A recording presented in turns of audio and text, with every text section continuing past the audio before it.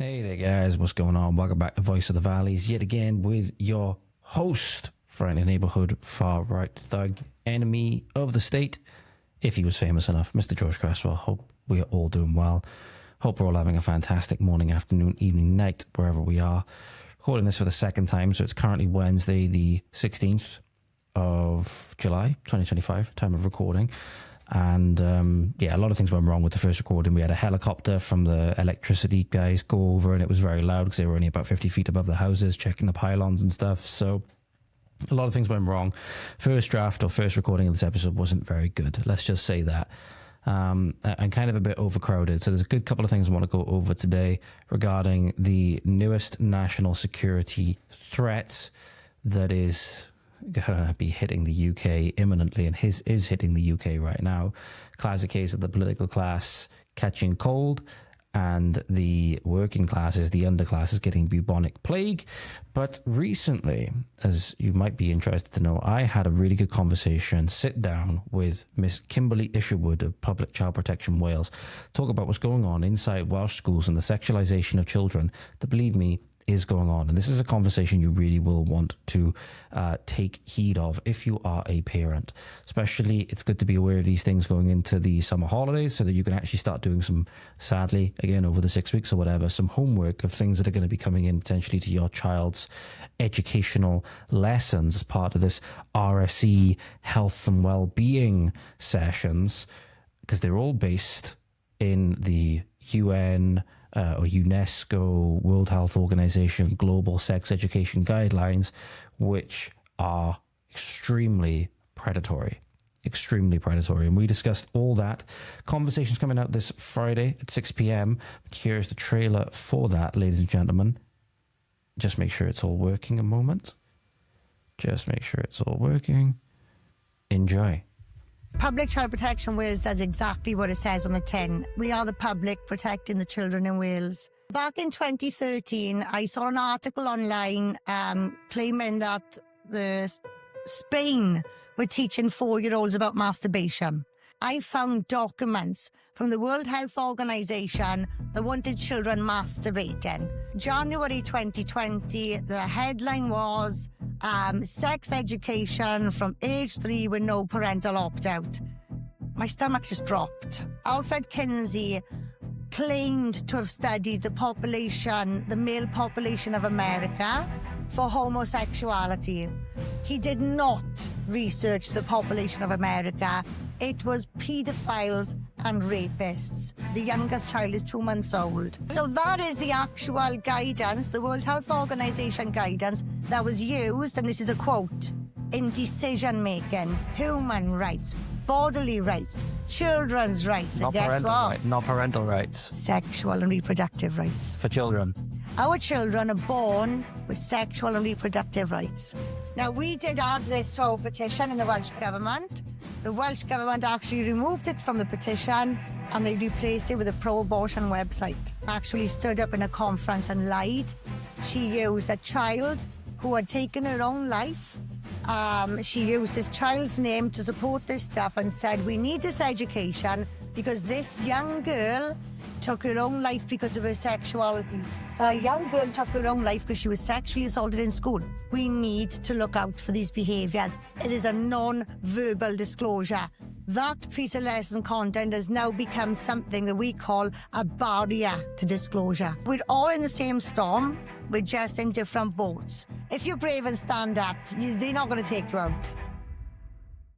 So there we are, ladies and gentlemen. As I said, coming out this Friday at 6 p.m. GMT. Also as well, I've noticed that what's been really, really good to see is that there have been quite a few people subscribing to the channel on YouTube recently. Just want to extend a big thank you to you guys, and I hope you continue to find value out of these episodes and insight. Well, Nathan, a lot of things we talk about, pardon me, they're not designed necessarily to be enjoyed. A lot of things we talk about, they're not designed to be enjoyable because they're very, very important things that we need to talk about. One of them has just come to the front of my mind, which I wanted to bring up before we went on with the main thing of today, which is the national security threat. And I want to get something off the table or put something right out there now, because again, it's all tied in with everything we're going to be talking about. When we talk about the biggest, what do they call it? Sorry. Data breach, biggest data breach, most serious data breach in recent history. All of these things is that the story recently broke. And again, talking about indoctrination into the school system, it's not just sexual education. All of this stuff tied in with the diversity, equity, inclusion, all of this stuff is designed to eliminate, like how Mao eliminated any culture other than the communist culture in China when he took over, and how every authoritarian, totalitarian regime does the same and has done the same throughout history. They're doing the same with British culture now. So I'm just trying to find the story that there was a young girl who was sent home from, I believe she was excluded from school on Inclusion and Diversity Day for actually wearing the Union Jack, wearing a dress with a Union Jack on it. And she was told, her father was told to pick up her daughter from school because she was not permitted to celebrate British culture on Cultural Diversity Day, because it's no longer acceptable, because they said she gets to celebrate that culture every day. She gets to celebrate that culture every day. That's the exact reason that they use. And these kids, I think she said he's 12 years old, I believe it was. I believe it's a 12-year-old girl. She is in, no way really to understand the real ramifications of this, that she's being put through a struggle session. Many parents don't get it either. But this is just a smokescreen. Or rather, diversity was the smokescreen, not for celebrating other cultures, for eliminating our own. That's what diversity really means. When they say diversity, it just means we're not allowed to celebrate our own culture, despite the fact it's a really good fucking culture. That we have to celebrate everybody else's.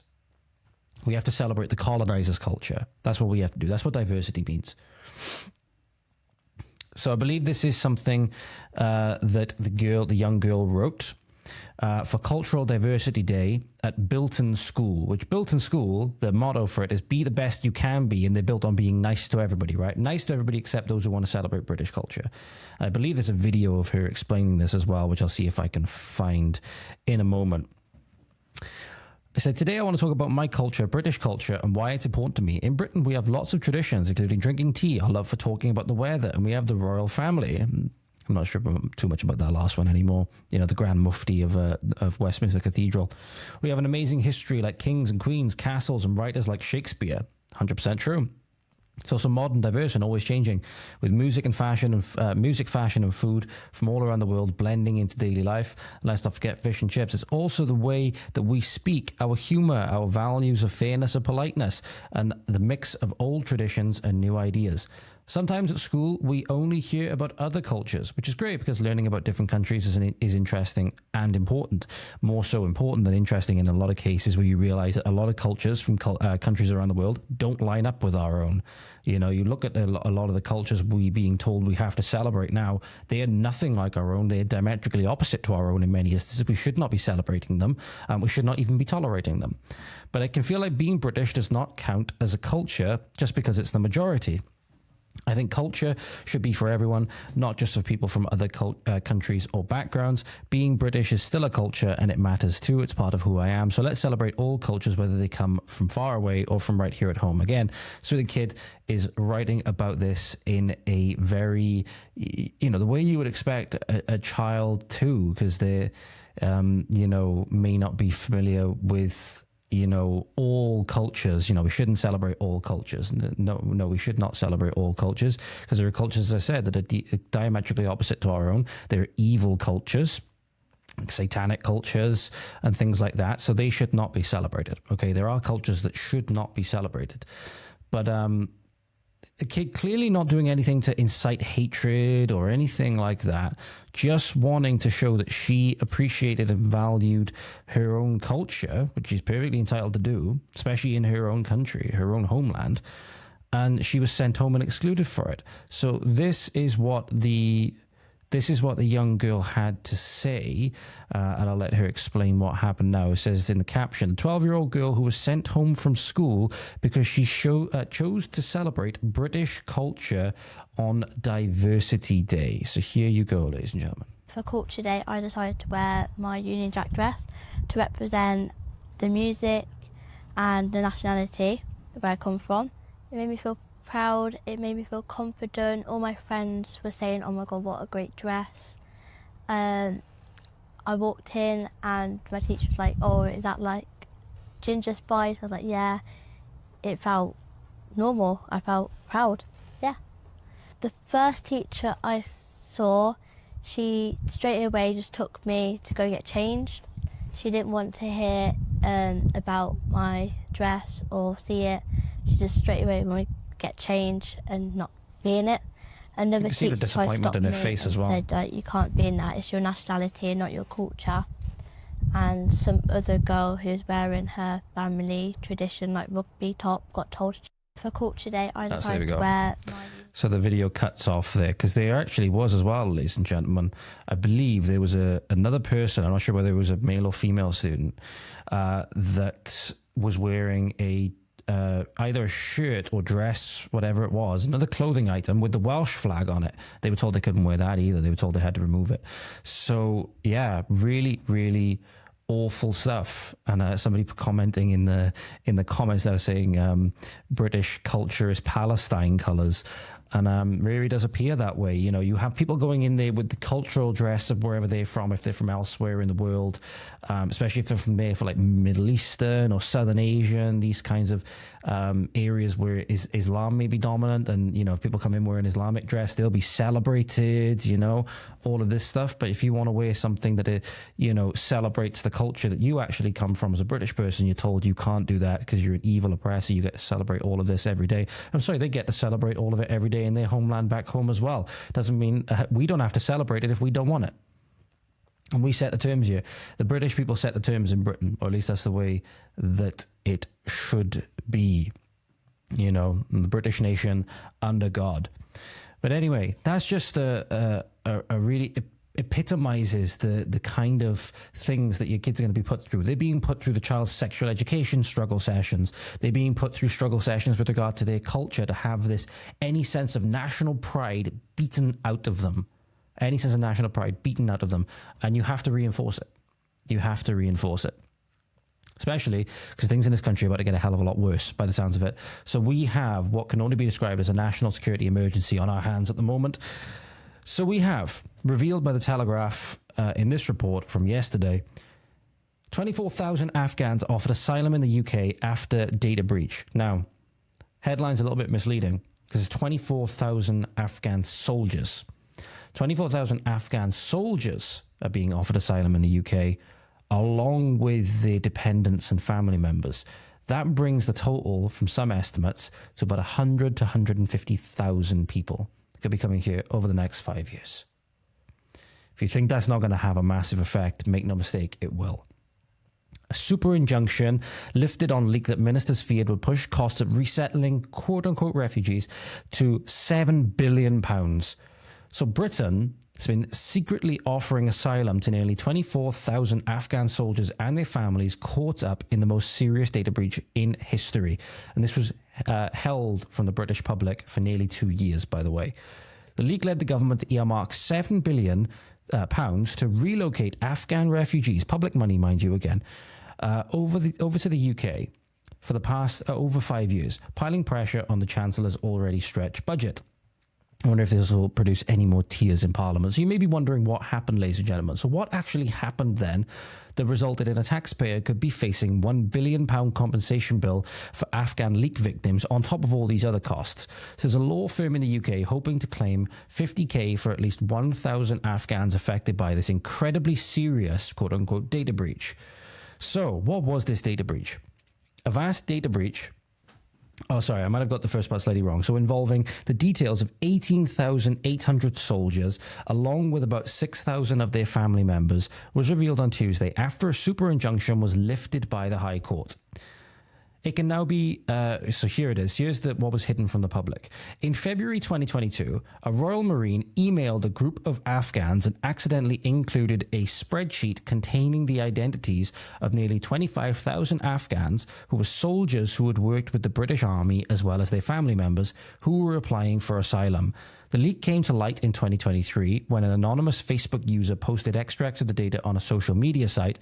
The Ministry of Defence officials contacted Meta, and the posts were deleted within 3 days. However, the government decided it had no choice but to offer asylum to the Afghans affected because the leak had left them at risk of reprisal attacks from the Taliban.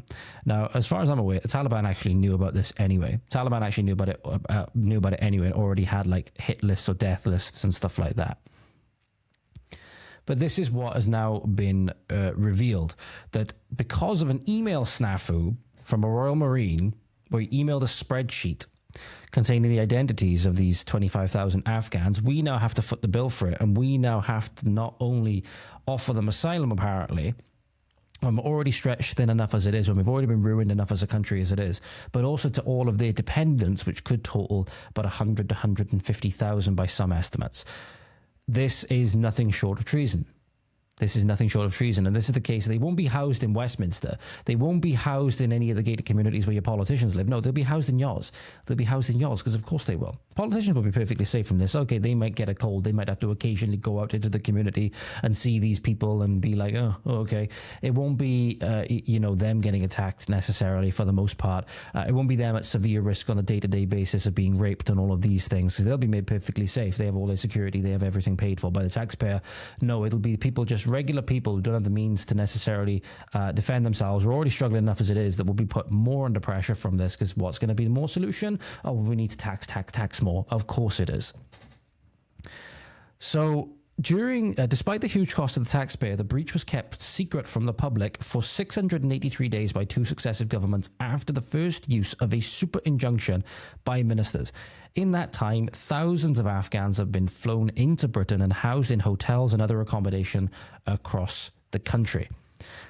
Some of those offered asylum previously had their applications rejected, including for violent or sexual assaults, with officials now forced into reversal. We are bringing, and again, I say this, we're trying to keep everyone's inherent human dignity intact. Quite funny. A friend of mine, when I told him about the podcast interview I've got coming up with Public Child Protection Wales, said that, is this going up on the fitness podcast, or is this going up on the racist one? And I actually just played into it at this point. I was like, oh, okay, I'm catching a bit of flack here now. I must be over the target. I said it's going up on the racist one. And I mean, I know that things that I say are not necessarily meant to, make people violent or anything like that, or go do things to people or anything like that. But I'm pointing out things that are troubling, such as bringing these people to this country is not going to be a good thing. So nothing racially motivated about that. Just because they happen to be of a different race, and that may coincide with some of the factors that we see.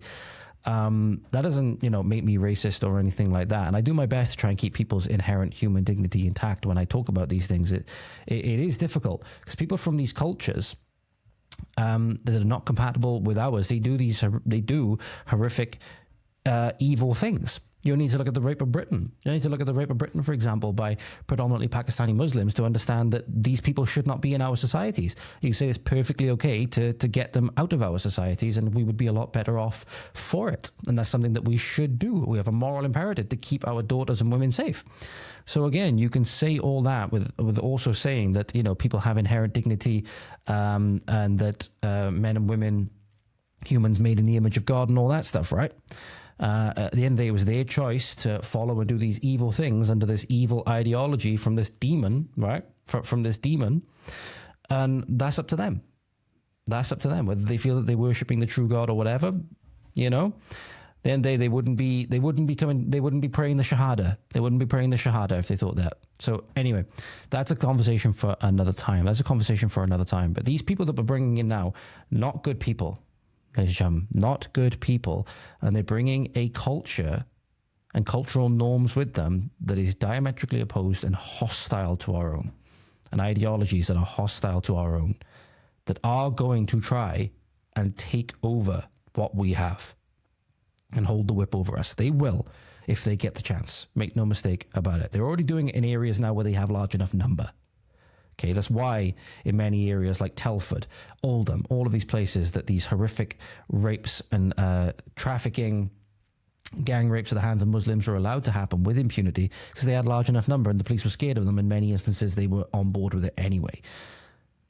So make no mistake, this is very, very bad. This is very, very bad. As we'll see in a moment, the kind of people that we're bringing into this country. So this is what's going on right now. The biggest national security threat that we really have ever seen in recent memory. And this is the key point that I was going to raise with you earlier. A senior Taliban official told the Telegraph Tuesday night that they had obtained the kill list, quote unquote, shortly after the original leak, and had since been hunting down those named, potentially rendering the secrecy battle pointless. So as I said, they knew about it anyway. They've admitted that they knew about it anyway. They've already been enacting reprisal. So there was literally no reason for the government not to tell us about this other than, I said, obviously they did not want us to know about it because we might object to them importing this new foreign voting bloc, which they've said are going to be able to stay forever. Ben Wallace had a comment on this. Ben Wallace was Defense Secretary at one point, and he said the following about this. And he was the one who first applied for the injunction just days before he stepped down. Funny how he stepped down not too long after. He insisted it was not a cover-up, very arrogantly saying that he makes no apology for applying to the court for an injunction at the time. It was not, as some are childishly trying to claim, a cover-up. I took the view that if this leak was reported at the time, the existence of the list would put in peril those we needed to help out. As we know, they knew anyway. Some may disagree, but I imagine if the Taliban had been alerted to the existence of this list, I dread to think what would have happened. Just would have been what the Taliban always do. Not good things, obviously. Not good things. Taliban, not good people. But, it indeed very likely was a cover-up because there's political motivation behind this. But Ben Wallace was Defense Secretary at the time, which if you listen to my conversation with Tim Davis, which if I remember, I'll put in the description down below, the link to it, was Defense Secretary at the time when the military was making this massive diversity push that absolutely ruined the military and in many ways potentially compromised our national security now as well. We're now bringing in a military force about a fifth to a fourth the size of our current military, of foreigners. A foreign military force that is about 1/5 to 1/4 the size of what we have of our own military. You tell me that is not a massive national security threat. Go ahead, tell me that to my face. You tell me that that is not a massive national security threat. It is. It is. Make no mistake about it, especially when you hear about the kind of brave allies that we were, quote unquote, allying with whilst we were over in Afghanistan, that now Parliament has moved heaven and earth to support, to import, sorry. So here is a little bit about these people, ladies and gentlemen, the rampant pederasts that they are, and the chai boys that they love so much. Viewer discretion advised, ladies and gentlemen. These are our brave allies that even Richard Tice in 2021 said that there was no ifs, no buts. We need to make every accommodation and bring these people to the UK for being brave allies with us. Yeah, one of the main politicians of Reform UK, quote unquote, Conform UK, Establishment UK, as I prefer to call them, saying we need to bring these people to the United Kingdom, no ifs, no buts. Before that briefing had happened, Major Stuber knew that 3 young boys had been shot dead on police patrol bases. All 3 of them were chai boys. So young boys who had been abducted by the police commanders and were used as servants. They served tea, but also sex slaves. They're raped by the police commanders. And you see them on Let's just put a pause there a sec, ladies and gentlemen. Let's just put a pause there. So you had these chai boys, these young boys, which you can see here. They're not old. You had a young boy pushing a cart just then, right? There was these 3 boys that were found dead, I believe, in a police station or to do with the police commissioner equivalent in this area. And let's just say the police go and take these young boys and they rape them. The police take these young boys and they rape them. Make no mistake, this isn't a shameful thing that they see, ladies and gentlemen. They don't see this as shameful and vice-ridden and anything like that, and it's just a thing that they're ashamed of. But they do because, again, we all have problems and stuff like that. No, they're extremely proud of it, which we'll get onto now when we actually sit down with one of these district police chiefs. But this is the kind of stuff that we're importing. This is the kind of stuff that we're importing to the UK. See several boys, sometimes in uniform, sometimes not, but 13, 14 years old. It's creeps very me out, common man. practice there. That guy, when he touched the kid's head, creeps me out. By the police, one possibly by another chai boy, nobody's quite sure. and he's just found out that a fourth boy has been shot at point blank range in the leg for trying to escape. And I was there, so he let me follow him to meet the acting police chief and confront him about this. Our brave allies, ladies and gentlemen. So this is the acting police chief, as we said.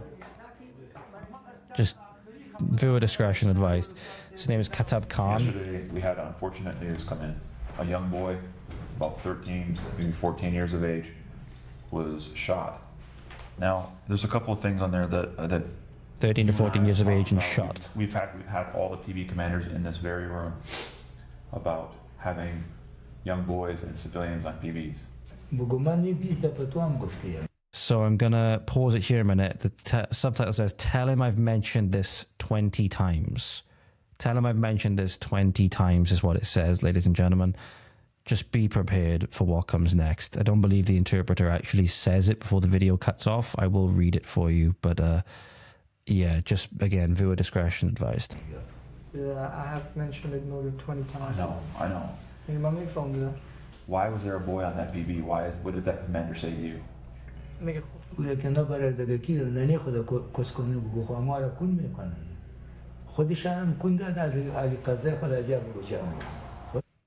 So it said, ladies and gentlemen, this gentleman said, Katab Khan, the acting police chief, said, I'm going to leave it up on screen for you now as well.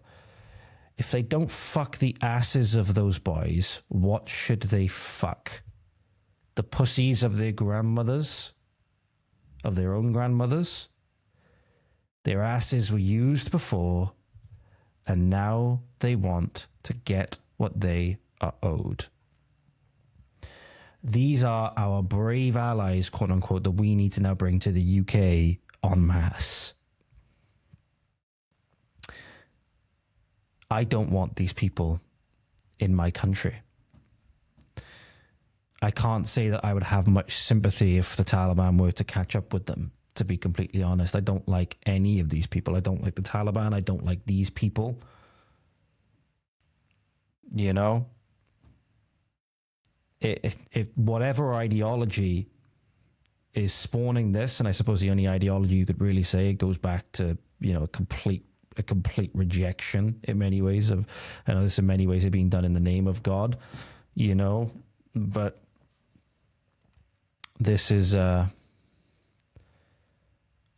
don't think it's controversial, and it shouldn't be controversial to say that this would not benefit our country in any way, and these people would not benefit our country in any way, and so they should not be allowed to come here.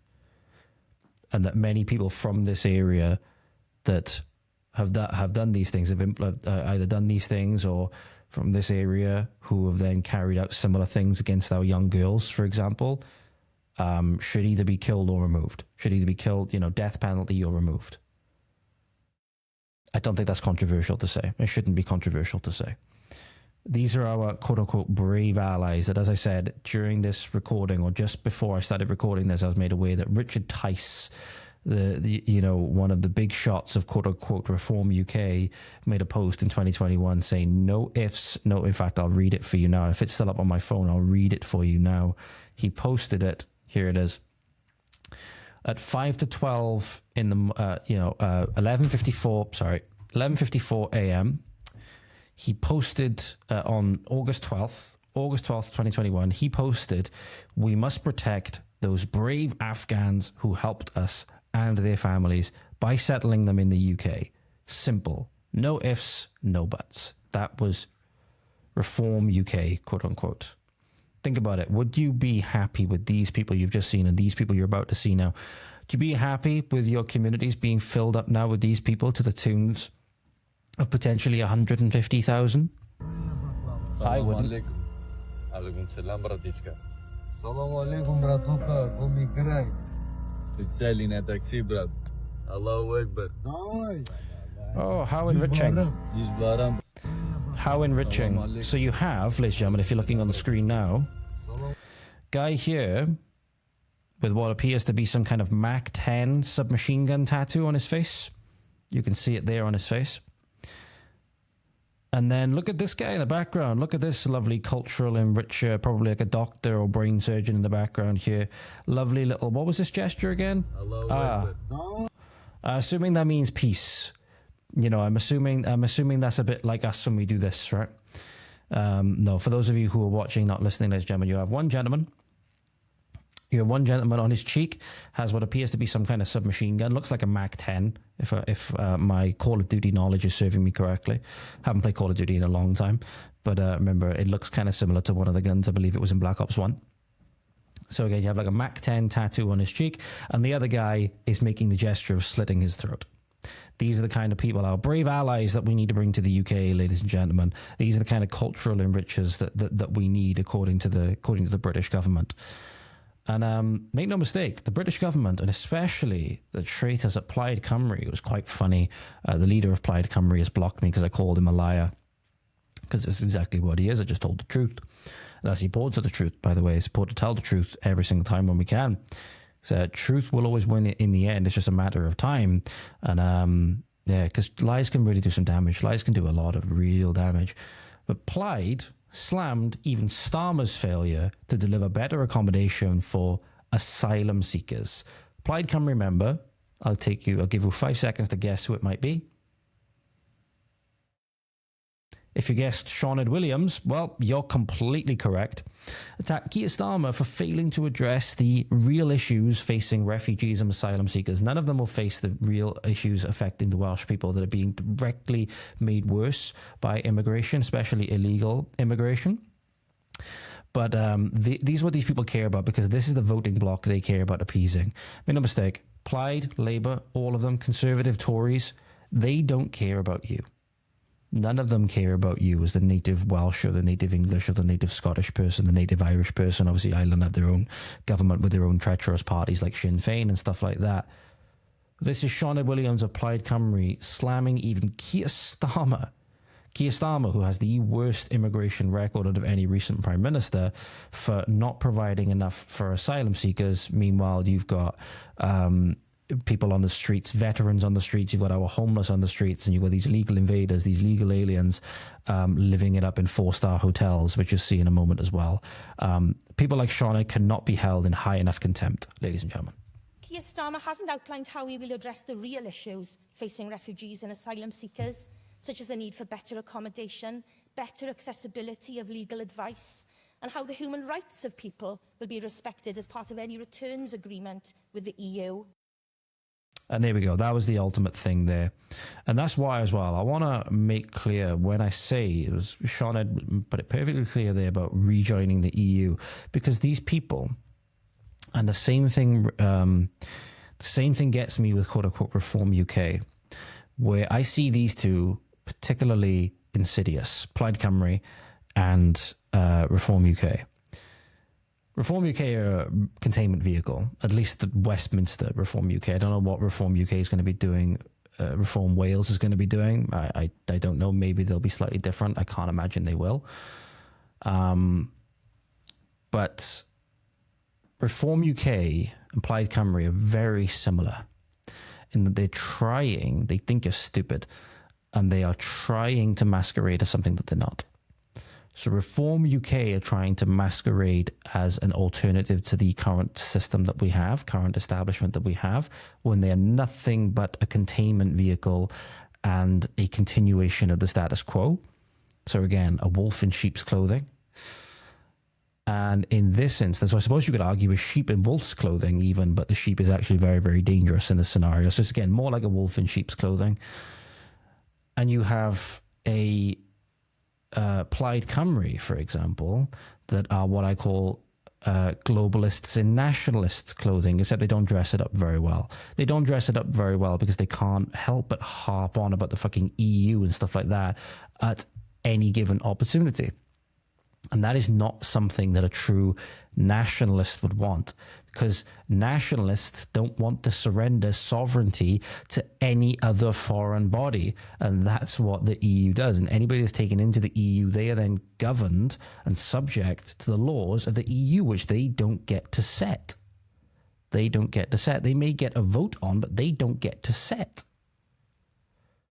So therefore, any nationalist would look at that absolutely abhorrently.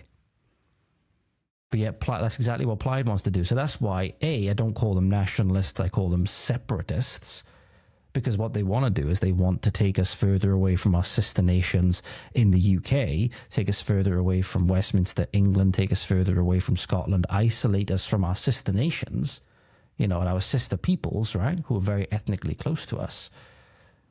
And then they want to take us back into the arms of the EU to be governed by that disgusting tyrannical technocracy, however you say it, bureaucracy, technocracy, is that how I think people have been saying that.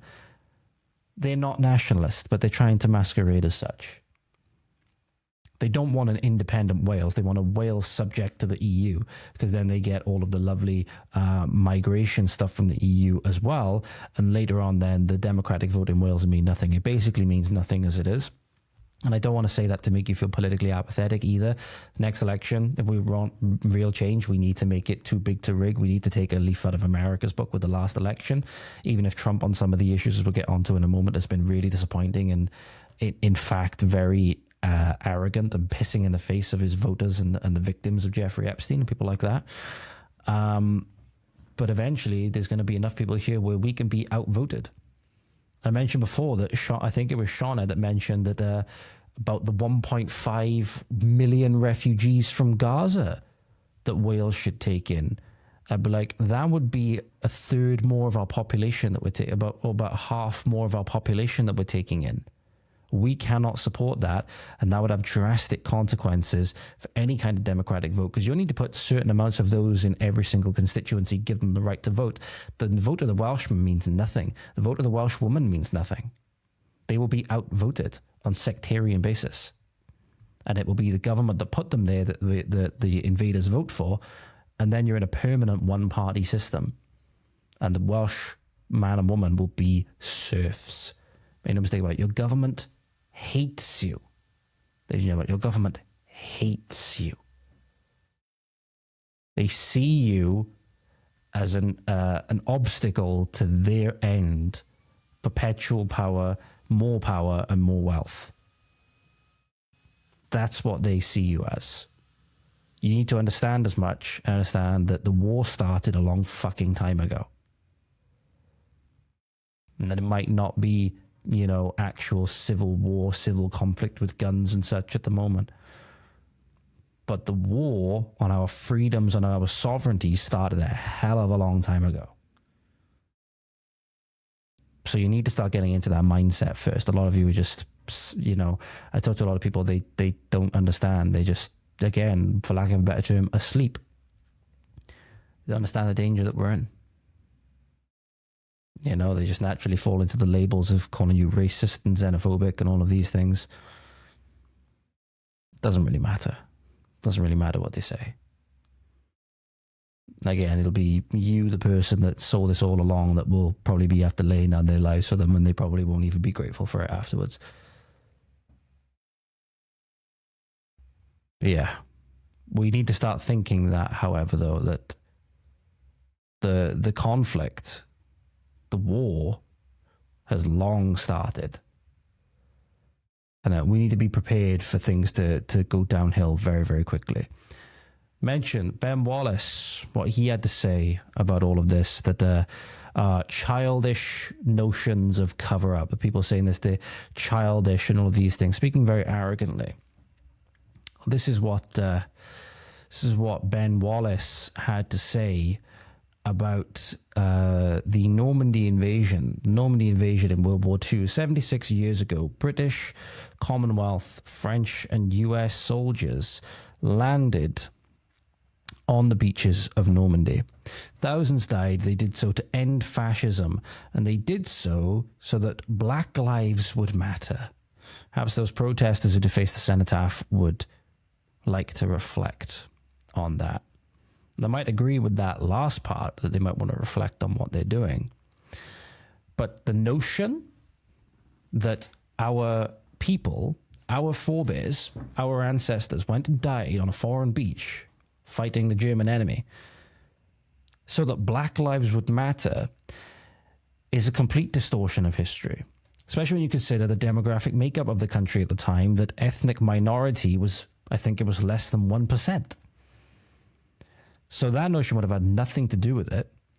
They did so, as I pointed out when I quote posted him, and I actually put the montage clip that I edited together from my conversation with Tim Davis that happened a little while ago. If I remember, I'll put that in the description down below.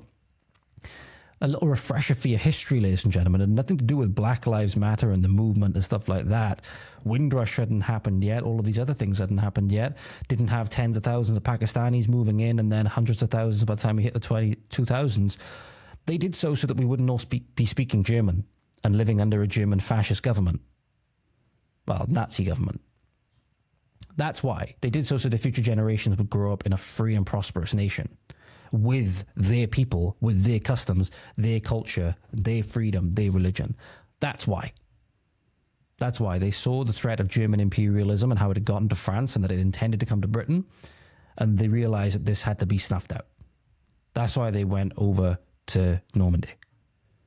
It was for their own people. You could argue some people probably thought of the good of the world as well. Britain was largely a Christian nation at that point. You know, people still had their morals and their religion intact relatively. If they saw the country the way it was now, however, the fact that it's been colonized and that people are now, their own people are now serfs in many instances, there was this massive rape of their young girls that many instances now is a foreign language being implemented, and that basically all the things that happened are the same that would have happened under Nazi Germany, but now it's just under Arabic and Muslim rule. They probably would have thought that they were fighting for the wrong side. If they could see the country as it is now, many of them, in fact, you see clips of veterans every now and again saying, I don't recognize our country anymore. This isn't the country I fought for. I didn't fight for this. You know, some of the greatest generation are luckily still with us. At the very least, I think there was a clip of one guy that came up on my social media feed a little while ago. Whether he's passed on now, I'm not 100% sure. But if they saw the country the way it was now, and the way that I called him Wally Wallace here, where Wally Wallace seems to fawn over, they probably think they were fighting for the wrong side. At the very least, if it was Germans, it would have been somebody that's quite ethnically close to us. You know, the language and customs and stuff like that are a lot closer. You know, the people are a lot ethnically closer in their genetic makeup and stuff like that. That they could see it now, and that Britain has been colonized by Middle Easterners and South Asianers. You know, they would look at it and think, wow, this is just exactly what would have happened if we'd have lost World War II. We've lost World War II. We just lost it to a different enemy. I'm one of the people that says that when people say that we lost World War II, I think they're doing so from the wrong perspective. They're doing so from the perspective of wanting to bash, in my opinion, national heroes like Winston Churchill and stuff like that, who did do great jobs of holding the country together during the very, very tumultuous times where we thought we were going to lose it all. However, things that have happened since then, especially when Clement Attlee came in after Churchill and after Churchill's death, people now want to point the finger at the wrong guy. In my opinion, you see people pointing the finger at Churchill all the time. You never see people pointing the finger at people like Clement Attlee and the Nationality Act that he brought in when he came into office. Never see people pointing the finger at Clement Attlee. Never see people pointing the finger at any of the politicians that allowed this to continue all throughout the period after Churchill's death. What was the year Churchill died? Was it 1955? No. Let me just have a look. 1965, sorry. He died in 1965. There's been a hell of a lot of prime ministers since then. There's been a hell of a lot of prime ministers since then that either have made the problem worse or not done anything about it. The problem with immigration and all of this stuff, right? That have furthered our demographic decline, furthered our descent into socialism, got rid of the religion, you know, made religion an afterthought in many ways, tried to unfairly discredit it and all of these things.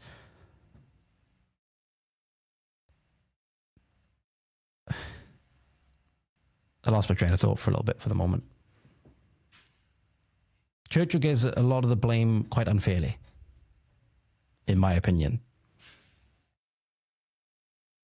Again, I'm happy to hear alternative responses to that, but I think we shouldn't just be pinning the blame solely on Churchill. I think that's very, very unfair. And there's so many other people that are to blame as well, especially people like Clement Attlee and the Nationality Act and stuff like that. It tells you a lot, but our defense secretary took the greatest sacrifice of our people that we've seen in recent memory and made it about Black Lives Matter. It tells you a lot about this man. And as I said, No surprise that the biggest diversity pushes were brought in under this man when he was Defence Secretary, and that he was the one that filed the injunction to not let the British people know that the invasion of his country was going to continue with these 25,000 Afghans, potentially another 125,000 more. Should tell you a lot about Ben Wallace. That should tell you a lot about Ben Wallace. Check out my conversation with Tim Davies for more. Tim Davies, ex-RAF fighter pilot as well. So yeah, he's had first-hand experience with this stuff. So go listen to my interview with him if you want to learn more about that. It's relatively early on in the interview. We talked about Ben Wallace and all of this stuff. So yeah, make sure you get on and watch that interview if you want to know more. So, speaking of cover-ups and stuff like that and really awful political takes, it's hard to imagine what's been worse at the moment in terms of a political take than Trump's take on the Epstein situation. So one thing that I wanted to bring to your attention first, ladies and gentlemen, was this. So this was a headline that come up on my X page a little while ago. So there's more that we got to discuss with the what was it? With the Epstein stuff. There's one other thing I wanted to bring to your attention. First, ladies and gentlemen, I realized that I forgot.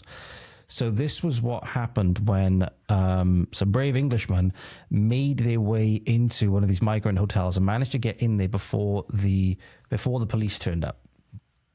And by the way, the people who later came to kick them out, as you can imagine, they're not of our people, they're not of this land.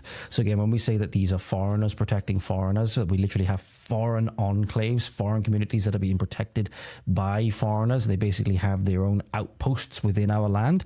Make no mistake, that's exactly what's going on. It's being sanctioned and funded by the Welsh government with yours and mine money. Okay, so here we go, ladies and gentlemen. This is what happened when these brave men made their way into this hotel and exposed what was going on. And like I said, it corroborates exactly what was said by the ex-hotel manager a little while ago. Cheers, mate. Hello. So they're going in, foreign security guard. Look at these jumpers, what the fuck? So you're seeing here, ladies and gentlemen, let me rewind this for you. A very expensive looking jumper and sets of clothes. Obviously, lighting, heating, meals, all of these things, all provided at taxpayer expense. Very luxury looking clothing items. We're told these are refugees and asylum seekers and stuff like that, right? And obviously they're having everything being put up for them at taxpayer expense. You got to work, 60, 70 hours a week, slave away and pay God knows how much to taxes and all the rest of it to cover all of this stuff. And then maybe if you have a little smidgen of money left over, maybe you can get something to treat yourself. You know, these are the real privileged people in our society. Make no mistake about it. What the fuck? Why are you in here? Where are you from? What's going on here? So here we go. Look on the floor now. So he pans down to... Oh, I thought he pans down to the floor. You? Both? I was laughing. Here we go. Here comes the White Knight. Security are coming, mate. Should we go around the other way? Obviously, they're being a bit of a nuisance. They're not harming anybody. That's the thing. Get these illegals out of this fucking hotel. So here we go. Before we go into that part. So you can see, ladies and gentlemen, these people, they'll be branded as far right. They'll be branded as terrorists, even domestic terrorists, as people try to white knight simp for the illegal invaders that have been allowed to come over and stay in these hotels at taxpayer expense while Granny freezes to death. They're not doing any harm, necessarily. The harm is the fact that they're exposing the crimes of the Welsh government and how complicit they are, not the Welsh government, the British government, and how complicit they are with it, and that the fact that there's these foreign enclaves, and literally, in many instances, they're going out from these places where they're being housed and doing horrendous things, harassing women, all of these things, right? And they're not threatening people.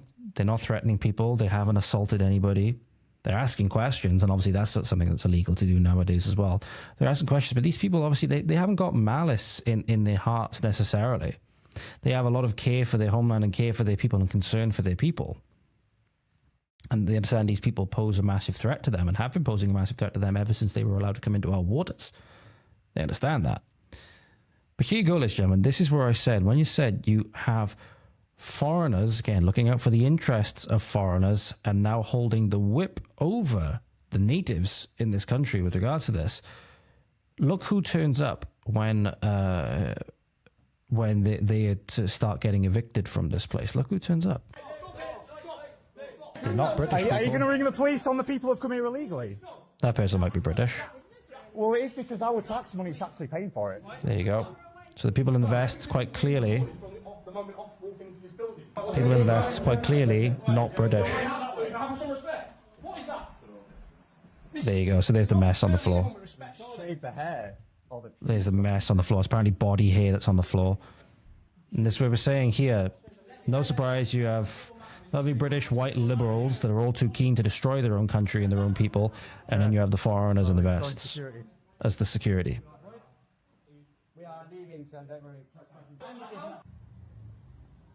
So there we are. And that's when the police turn up then. As the police will turn up, they'll protect these people. That's what their orders are. They'll protect the politically advantageous, and they will do everything they can to make life difficult for those who are not so politically advantageous. Speaking of politically advantageous, one thing that seemingly would be very politically advantageous at the moment is transparency over the Epstein files. But for some reason, Trump has decided no. I don't want this easy slam dunk against the left. I want to give them a clip full of ammunition to completely discredit a lot of things that I've done so far and give them a lot of cheap talking points. I think that's one of the most controversial issues in recent memory.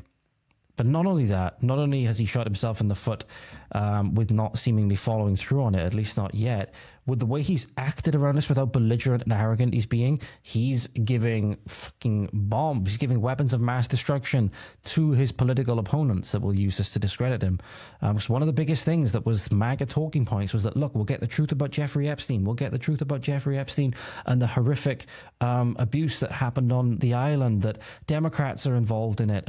Clinton was on his jet, all of these things that were being used to target it. Charlie Kirk, for example, literally said in November last year, vote Trump to release the Epstein list. Vote Trump to release the Epstein list. Pam Bondi has lied at every single occasion. Trump is now, obviously, he has to back her to a certain extent because that's his pick. But now even he's coming out and basically pissing in the faces of the victims and pissing in the faces of his voters over this issue.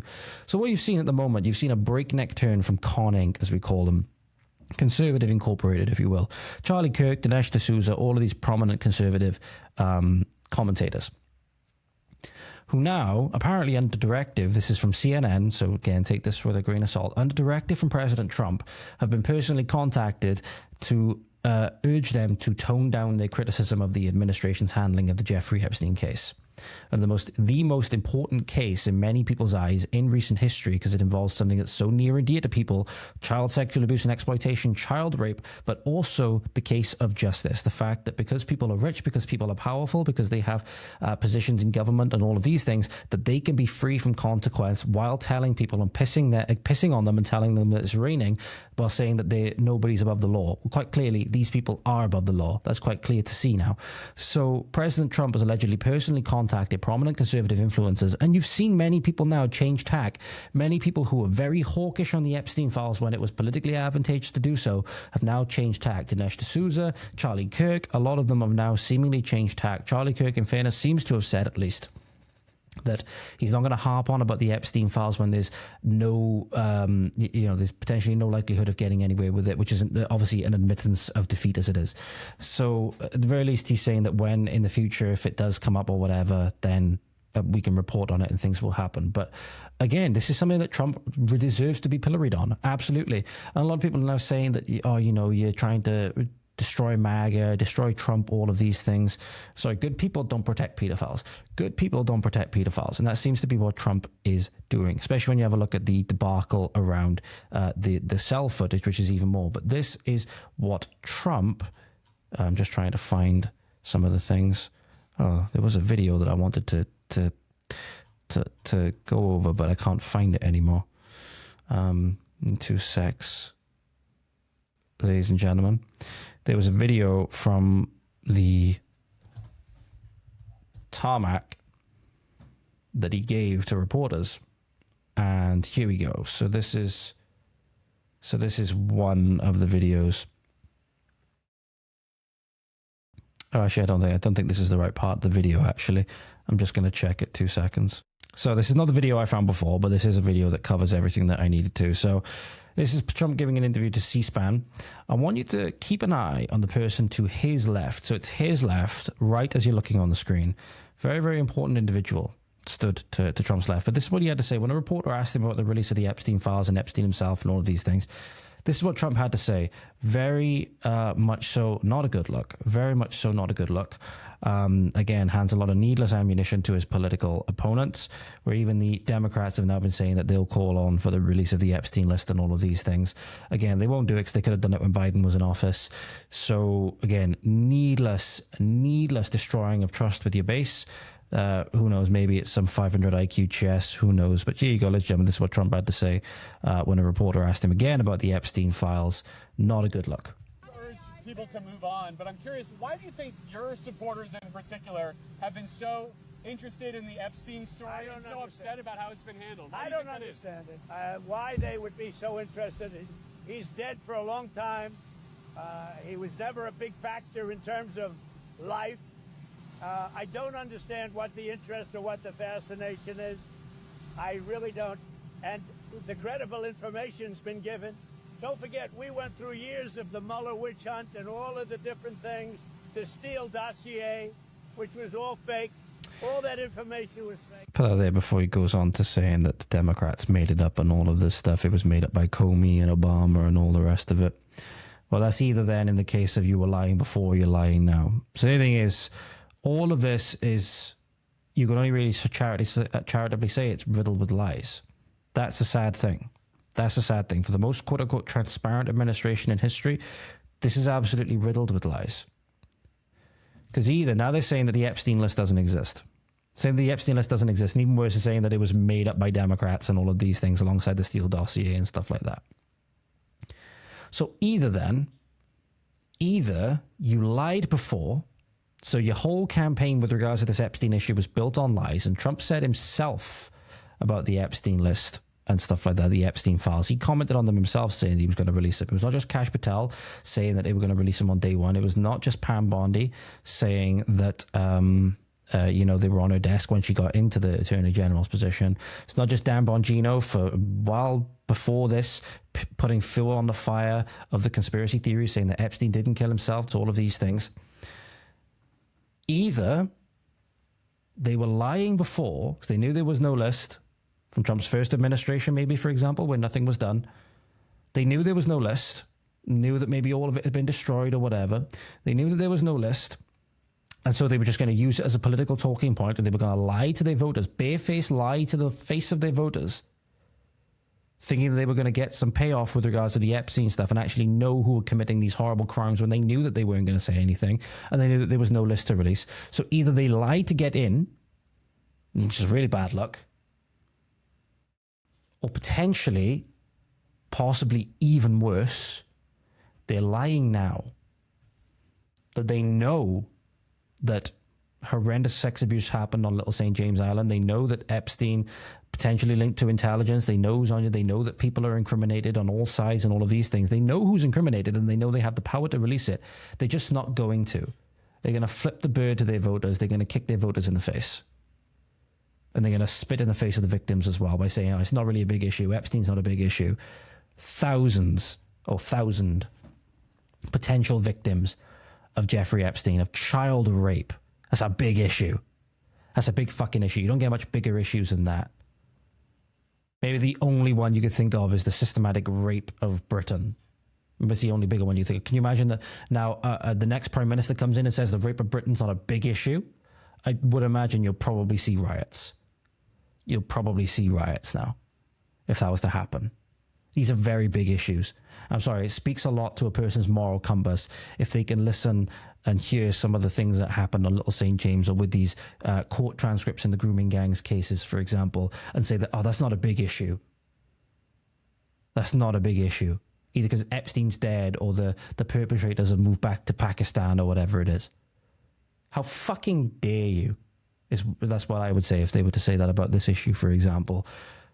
But people care about it because it's justice. People care about this because they're seeing that as much as people say that nobody's above the law and all of these things, they're clearly seeing that people are above the law. There are people that are above the law, and that democracy is a sham and that justice is a sham.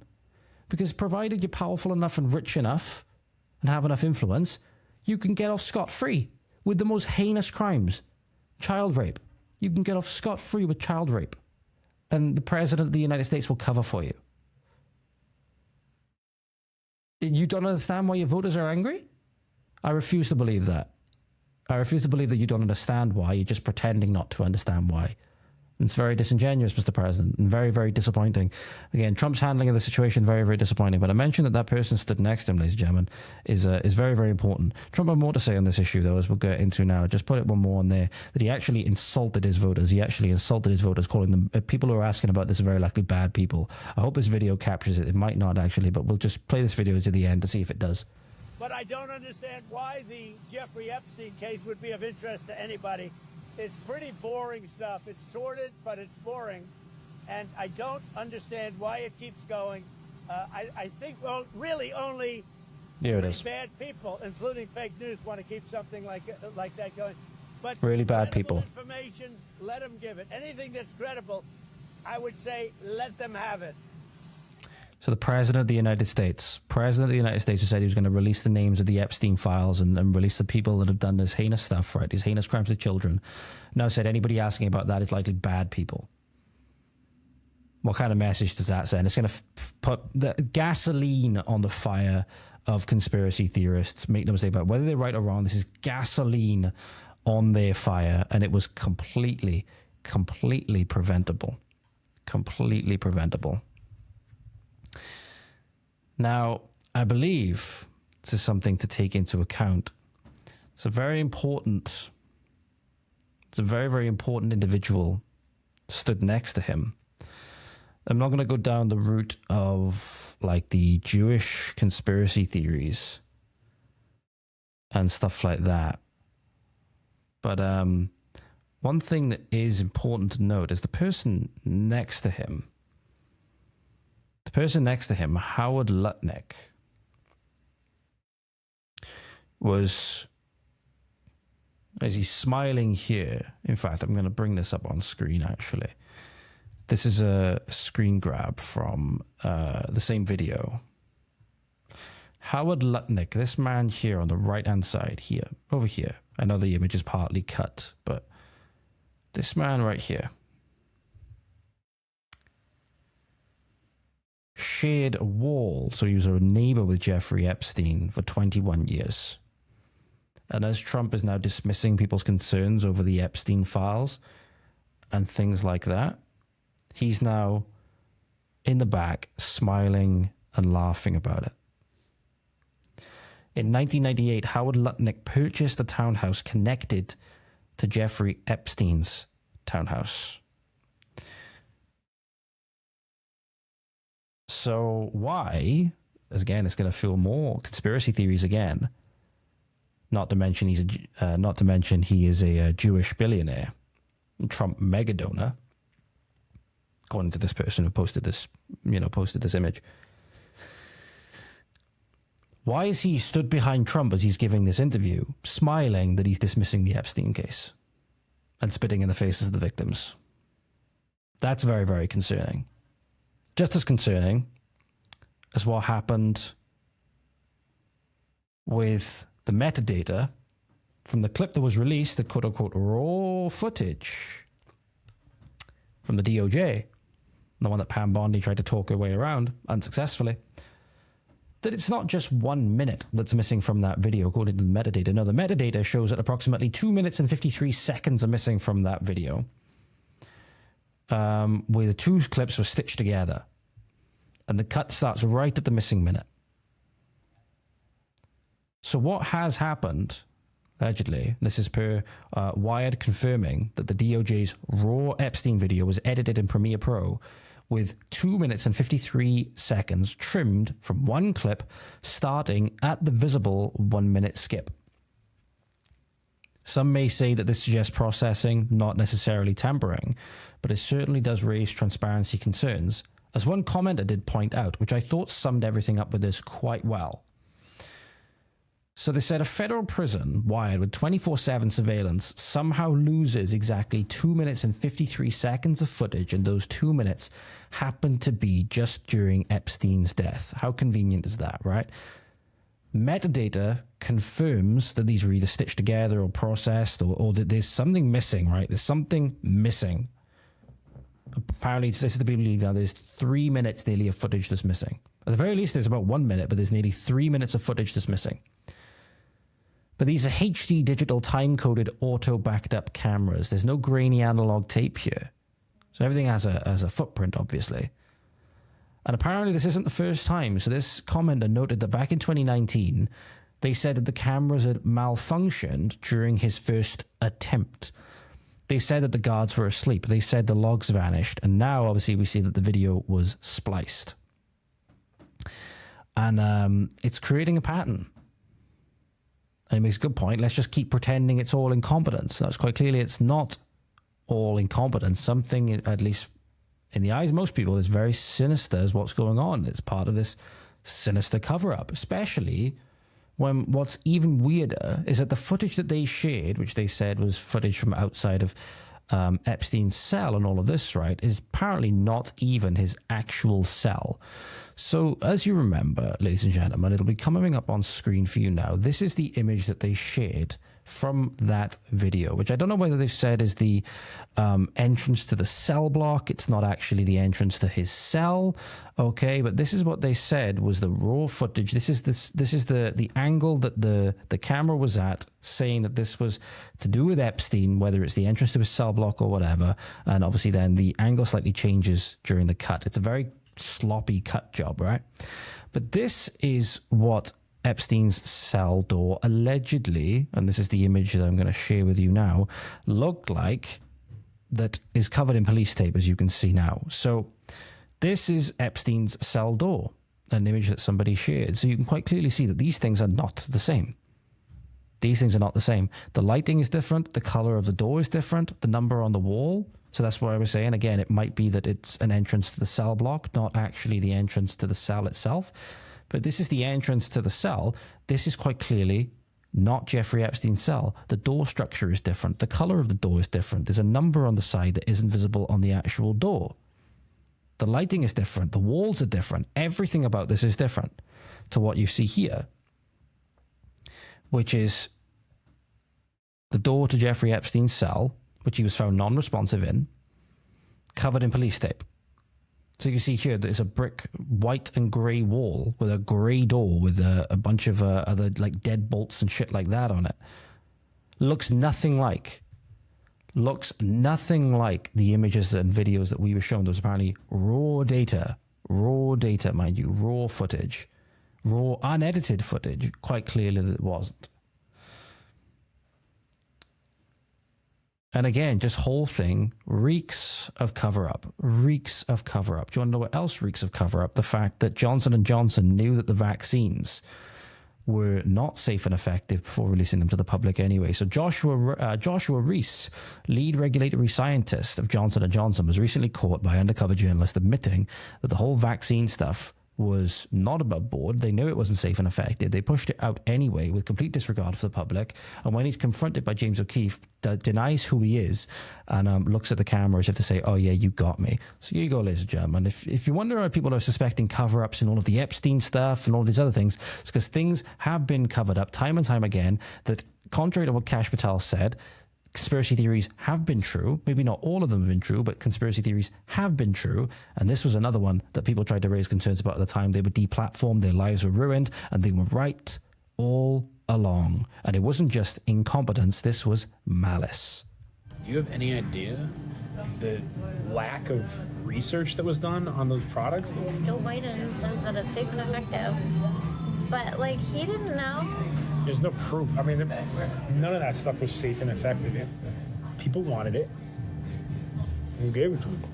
It's like, none of that stuff was safe and effective. None of that stuff was safe and effective. all right, you know what?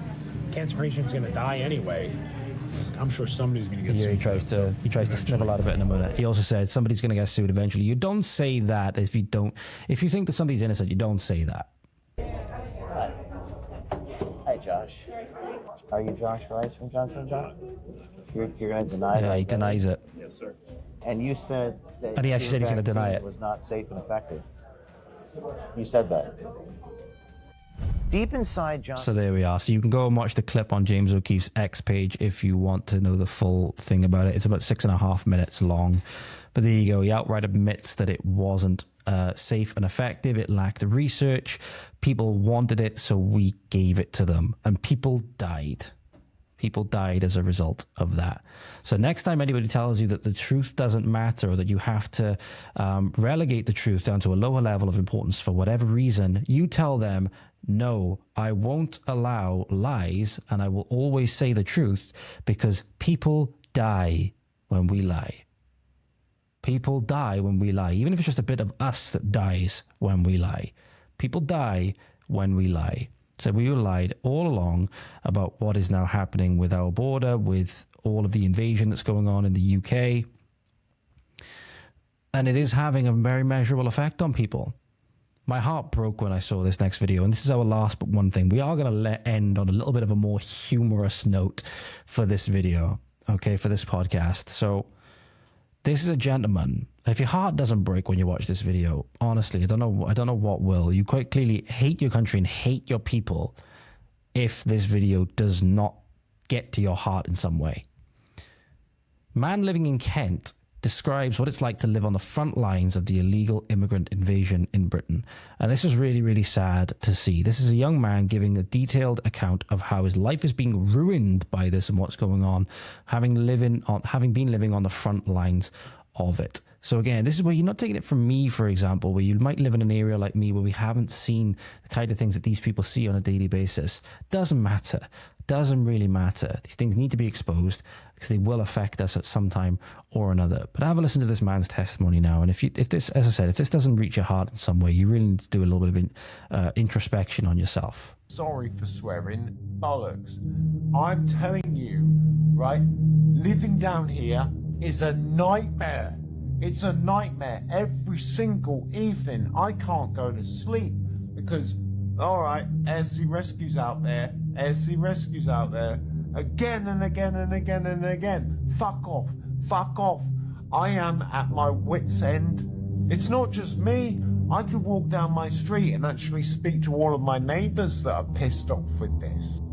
We are being invaded, and there is nothing that is going to be done about it. Refugees welcome, one in, one out, bullshit, bollocks.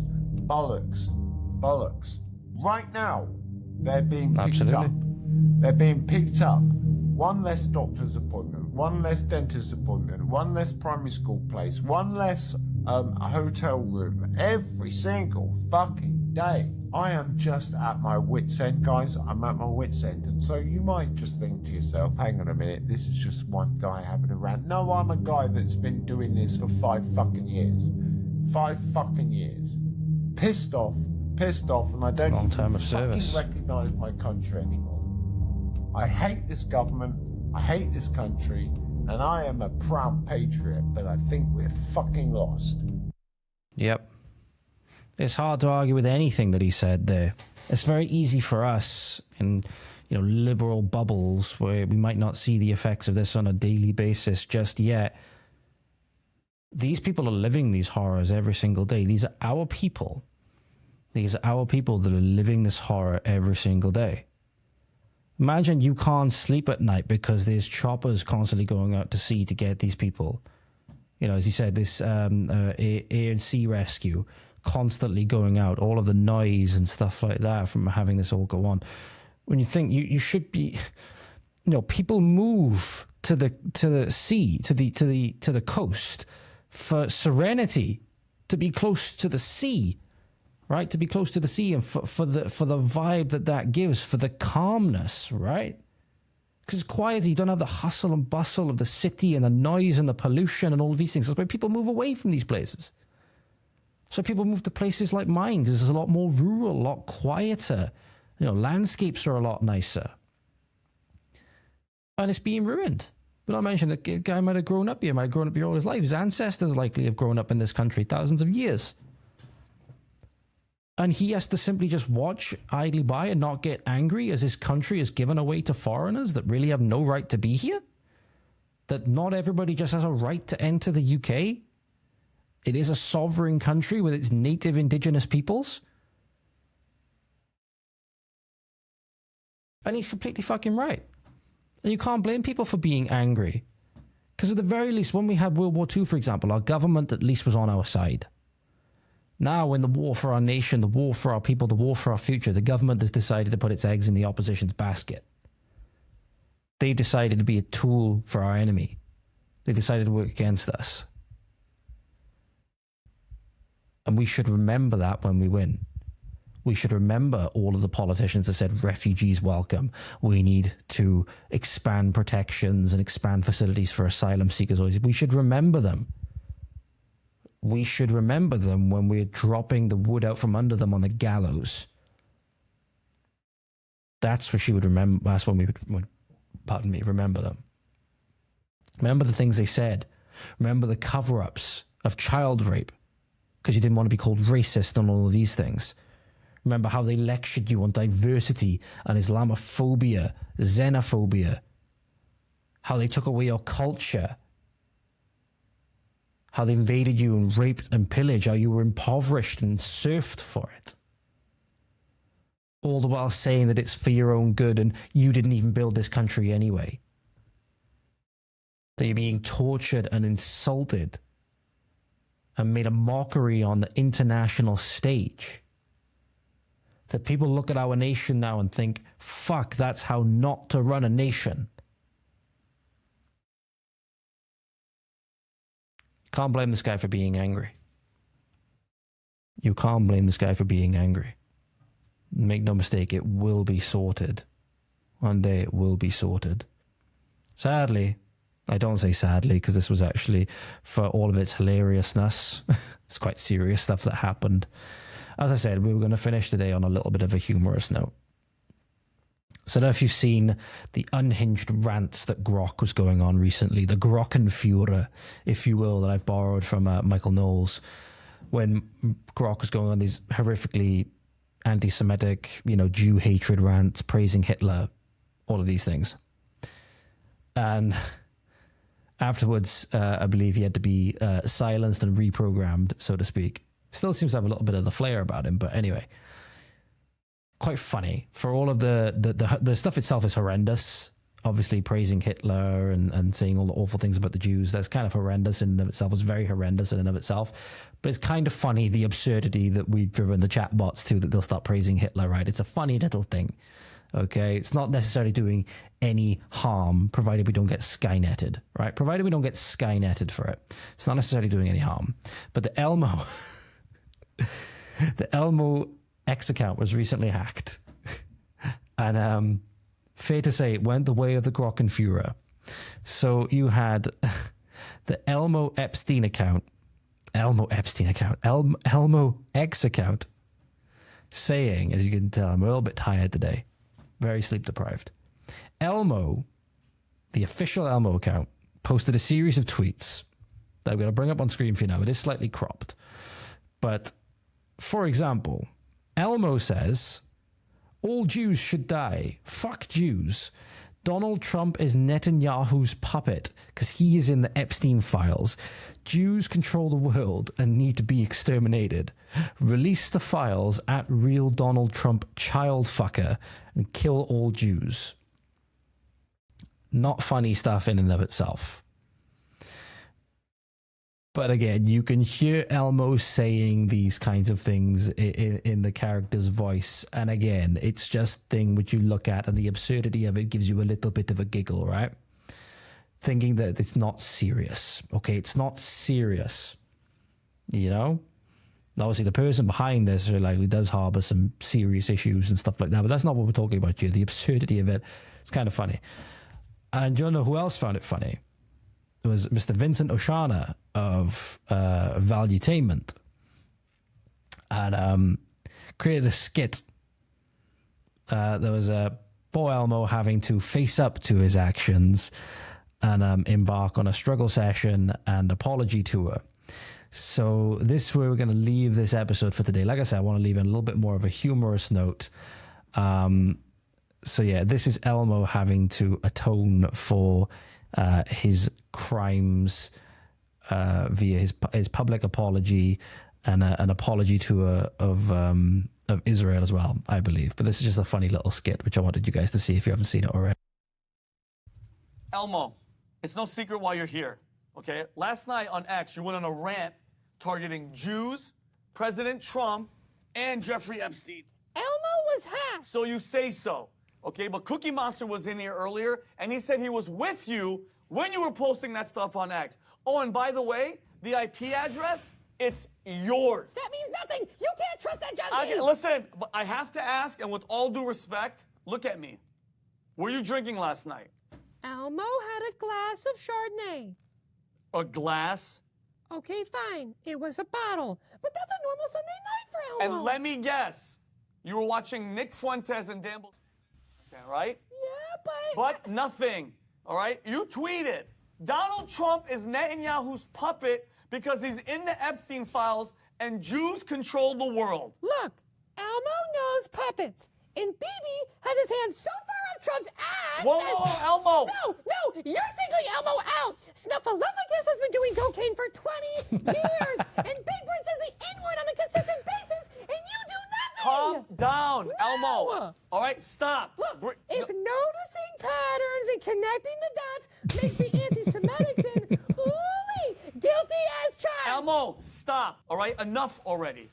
And I hate that I have to do this, but this morning, I got a package, okay? And in the package was a video with a note attached. And the video is of someone that looks exactly like you messing around with some underage puppets. Oh, and guess what? The note said, tell Elmo to back off immediately. We also want him to go on an apology tour in Jerusalem, maybe even kiss the wall. I'll be damned to hell if I'm going to Jerusalem. All right, look at that. Look at that. Who's that? Who's that? That's not me. Elmo. That could be anybody. Elmo. That could be anyone. Elmo. That's you.